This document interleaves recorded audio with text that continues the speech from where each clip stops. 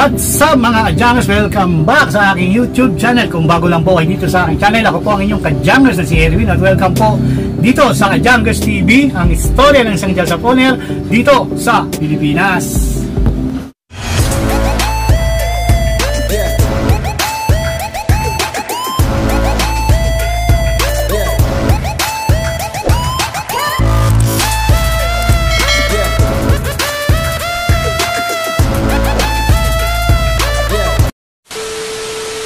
And today's video mga ka-Jangers, mga magandang umaga sa inyo sa mga ipaling ng mundo. Ang araw po ngayon ay Friday, September 12 na po mga ka-Jangers at ang oras na ay 10:54 na ng umaga.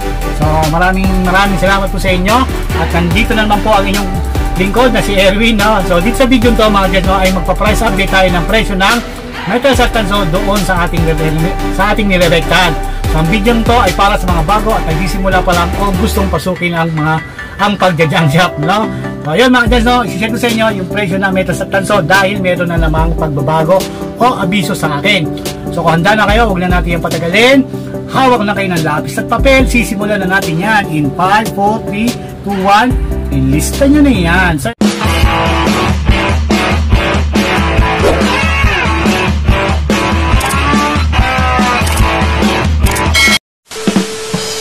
ito mga ka-Jangers, no? Inabiso sa akin to nung September 4 pa po mga ka-Jangers. So hanggang ngayong September 12, ito pa rin yung tumatakbong presyo nila o tama, ito pa rin yung tumatakbong presyo nila o bilihan nila doon sa kanilang junk shop, no? So sa malaking kumpanya na to. So yun, share ko sa inyo to at syempre magsisimula tayo sa presyo ng mga metals bago ang tanso.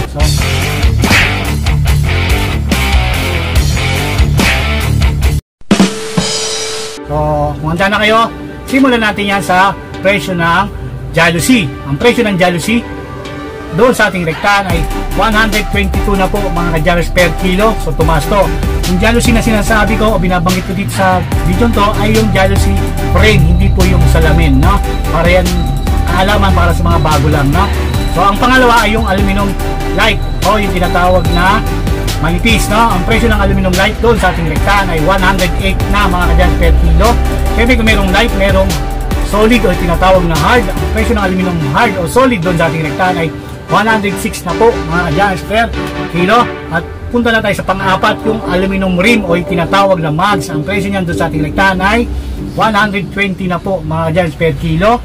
So punta na tayo sa pang-lima, ang yung aluminum pan, aluminum in can o yung tinatawag na Fanta. So ang presyo ng aluminum can o Fanta doon sa ating rektahan ay 102 na po mga ka-Jangers per kilo. At sa pang-anim, ito yung aluminum spam. Ito yung meatloaf yung lalagyanan. So sa aluminum spam mga ka-Jangers, no, mag-iingat kayo dito kasi dalawang klase yan. Kaya mas maganda mamagnetin nyo pag binentahan kayo ng aluminum spam, no, dahil merong gawa sa lata niyan, no. So yun, ang presyo ng aluminum spam doon sa ating rektahan ay 99 pesos per kilo. Kapag diniliver nyo ito, kailangan hiwalay po, no? So, spam 99 pesos per kilo.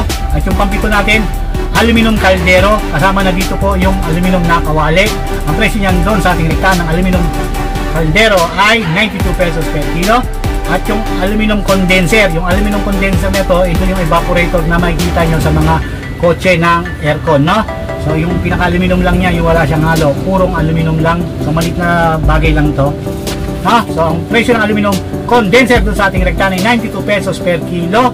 At syempre kung meron yung condenser, meron yung condenser na tastas, no? So ang presyo ng condenser tastas, itong condenser tastas na to, makikita nyo to sa mga condenser ng aircon na window type at split type na aircon. So ang babanggitin ko yung pinagtastasan niya, yung pinagkuhaan ng copper tube, no? Yung pinaka-aluminum niya, yung matatalas, no? So ang presyo ng condenser tastas doon sa ating rektahan ay 91 pesos per kilo. At yung aluminum sink, ang presyo doon sa ating rektahan ay 100 pesos per kilo. At yung stainless na binibili nila doon ay stainless good lang. Sa ibang rektahan po ay maraming klase ng stainless.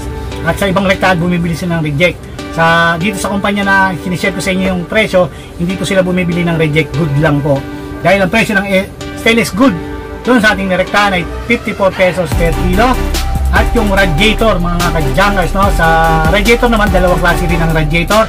Merong gawa sa purong aluminum na makikita yan sa mga kotse. At yung pangalawang radiator naman ay gawa sa condenser, gawa sa tanso at sa tansong dilaw. So pag nakita yung buo, huwag nyo natastasasin para gawing dilaw, no? So i-assist nyo lang siya ng buo. Kasi nung araw, pinag-iwalay pa yan yung pinakalalagyan ng tubig at saka yung pinaka body niya, no? So ngayon hindi na. Kung tatanggalin nyo, siguro ililis nila yun, no? So yun.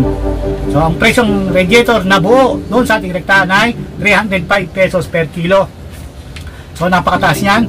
So punta na tayo din sa condenser na buo. Kung balabanggitin ko naman, condenser na buo naman ito. Ito yung mga makikita nyo sa window type at split type na aircon, mga jungers, ha? So kung wala kayong kakayahan magtastas o wala kayong pantastas, hindi nyo alam kung paano magtastas, bumibili ang kumpanya ng condenser na buo. At ang presyo niya ng condenser na buo doon sa ating rektahan ay 259 pesos per kilo. At punta na tayo sa tansong, sa mga tanso. So ang tansong na una kong babanggitin ay yung tansong dilaw. Dahil ang presyo ng tansong dilaw doon sa ating rektahan ay 347 na mga jungers per kilo. So mataas to mga jungers. So punta na tayo sa tatlong klase ng tansong pula wire. Ang tansong pula tansong pula wire ay tawag dito.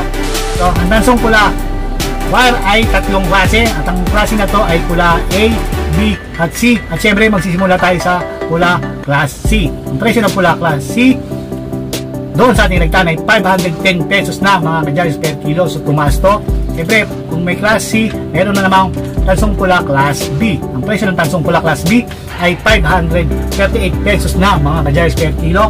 So tumaas ulit to mga ka-jungers, no? At ang pangatlo, ang pinakamataas na tanso sa ngayon ay ang pula class A. Dahil ang presyo ng tansong pula class A ngayon doon sa ating rektahan ay 550 na mga ka-jungers per kilo. So napakataas na ng tansong pula class A ngayon, no? So mga ganyan, no? So ingat-ingat lang sa pagbibili ng tansong wire dahil baka galing yan sa nakaw mga ka-jungers, no? At iwas-iwas tayo para makasuhan. So ang video to para sa mga bago at nagsisimula pa lang o gustong pasukin ang pag-jang shop, no? So yun mga ka-jungers, no? So sana nagustuhan niyo ating video for today. Kung nagustuhan niyo naman guys, paki-like naman. At kung di pa kayo nakapag-subscribe dito sa aking channel, please click yung subscribe button, hit notification bell para ma-update ko kayo sa mga bagong i-upload ko pang mga video. So muli, ako ang inyong kadyan na si Erwin. Kita-kita sa susunod. See you on my next vlog. Bye bye mga kadyan. Peace out yo.